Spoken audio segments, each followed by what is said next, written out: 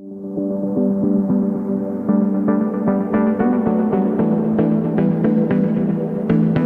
something in the air. There's something on the wire. There's something in the red. Hey everyone, welcome to another edition of Gotlegs.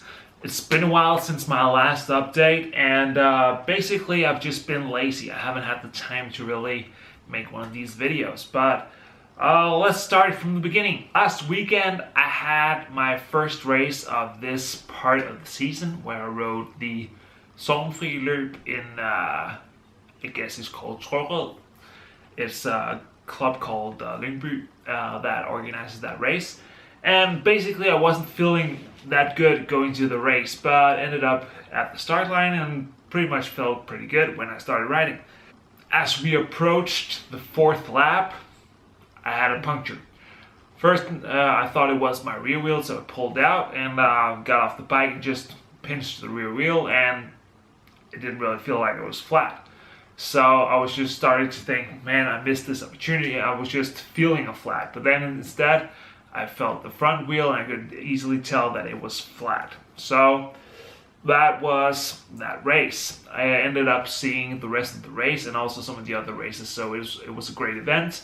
The weather was pretty good, and so today I was actually planning on going out riding and actually racing today in Hedehusene, but it's been raining pretty much for 3 days straight. We had a bit of a break yesterday, and also this morning it was actually pretty dry, but then it just started raining once again. And it was a criterium, so it was about, I think we were supposed to do about 15 laps or so, and then probably just ending up in a bunch sprint. And since the roads are wet, we have a lot of cornering and stuff like that. I just don't feel comfortable going to that, and I'm not really willing to take the risk that is needed to ride a good race like that. Hats off to the people that actually end up on the starting line on a race like that, but it's just not for me. I still have a couple of races left for the season, and I'm not going to jeopardize that by crashing or stuff like that. I'm not really comfortable on the bike when the conditions get slippery, if you can call it that. I tend to lock up a bit and be a bit too stiff in my upper body, and that's just bad when you're riding. Basically, the stiffer you are on your body, the more prone you are to actually crashing, because you're just anticipating that something's going to happen. So instead, I went to a sale, bought some furniture with my girlfriend, and basically spending the rest of the day watching the Vuelta.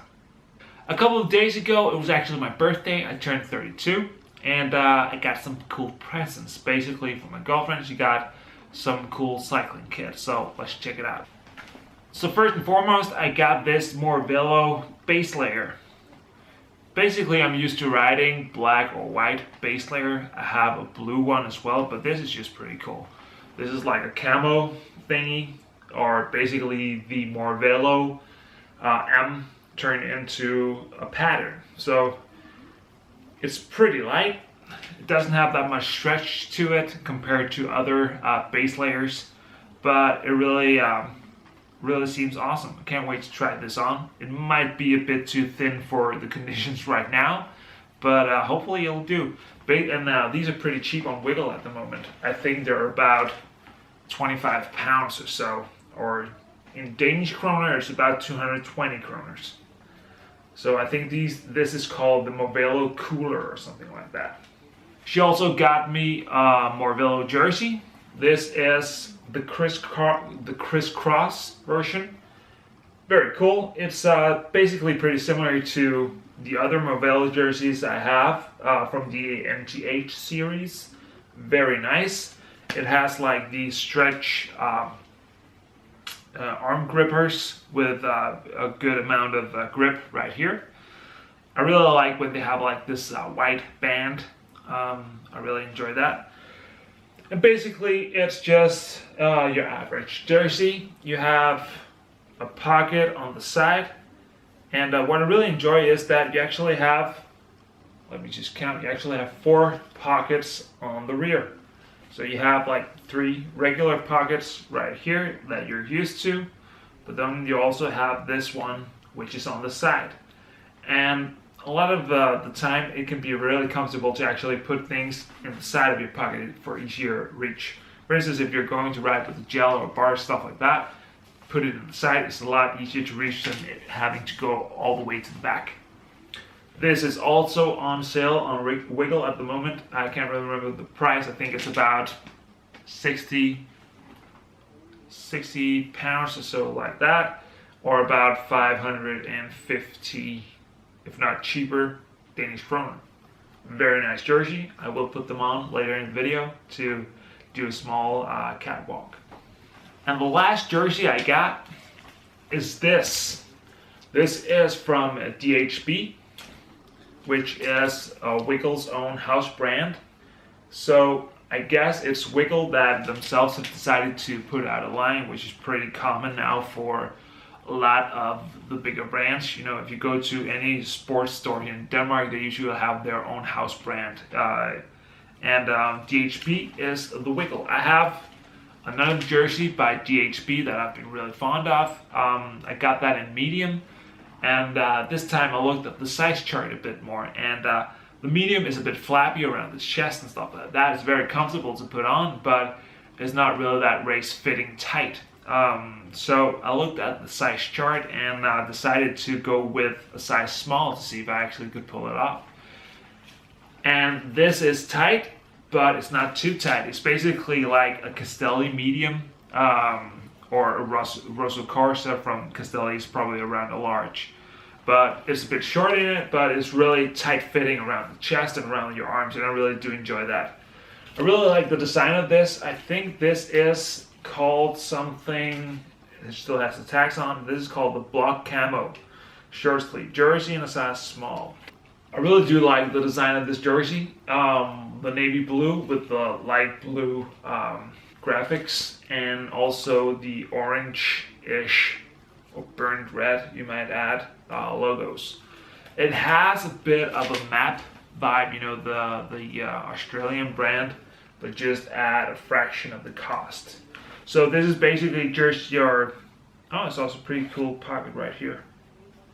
Contrast pocket.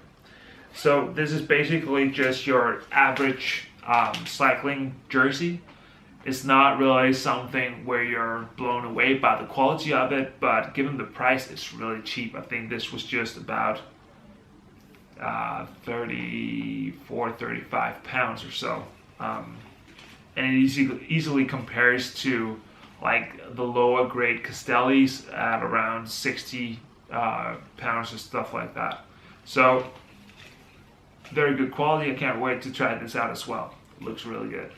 But given the fact that I've now received 2 jerseys and I don't have the sufficient amount of bib shorts to go with them, I've researched a bit about which types of bibs I should get with them. And I usually start off by looking at La Passione, and of course their sale just ended when I got these, so I have to pay full price at La Passione, and that's about, I think it's about 90 pounds, 100 euros, or the equivalent of about 750 Danish kroner. And although they're good quality and stuff like that, I really think that's a bit too expensive. I really prefer to get them on a discount. I looked at the Morello site to see if they had anything going. They're also full price right now. I could get the crisscross bibs, but I think it's a bit too much with like the cross patterns on the jersey as well as the shorts. And also my girlfriend pointed out that the middle part of the bibs are actually a darker black than the jersey, so you kind of have that contrast going to it, and it's not that pretty. So I basically just searched Wiggle, Sigma Sport, some of the Danish websites. I looked into Panamal to see if I can get anything from them, Isadore, and basically I also looked at Void. I think they were too expensive. And then I came across a brand that my girlfriend actually introduced me to called Comrade, or KOM-Rade. It's a British brand, I think, and they are pretty newcomers to the sport. I think they started back in 2016. but they have very cool designs. I'll put a link in the description below so you can check that out. Basically wrote them an email, or actually a message on Facebook. They had replied within an hour. I just had some questions about the sizing, and just ordered 2 pairs of bibs from them in a large size. I got big quads, and hopefully they'll arrive during the upcoming week, and I'll give you a review on those when they arrive. But just to sum up, they look very nice. They have very cool graphics, and I decided to get some black ones and some navy blue ones to go with either jersey. I also decided to get some new tires for my wheels. Last time I rode them, I had a puncture. Not really certain whether or not it was like a pinch flat or just a regular puncture, but decided to go with some S-Works turbo tires. And been racing and riding with these for quite a while now. I really do enjoy them. I looked a bit into the Pirelli tires, the P0, just to try something new, but I think they were a bit too expensive. The Continental GP4000S are a bit boring. I don't really like those. So went with the S-Works once again. These are a 26mm tire, which pretty much translate to a 25mm tire when you put them on.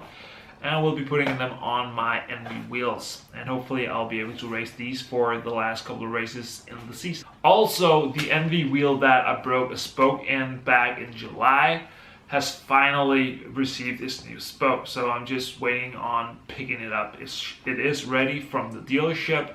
I just haven't had the time to head by those guys and pick up the wheel.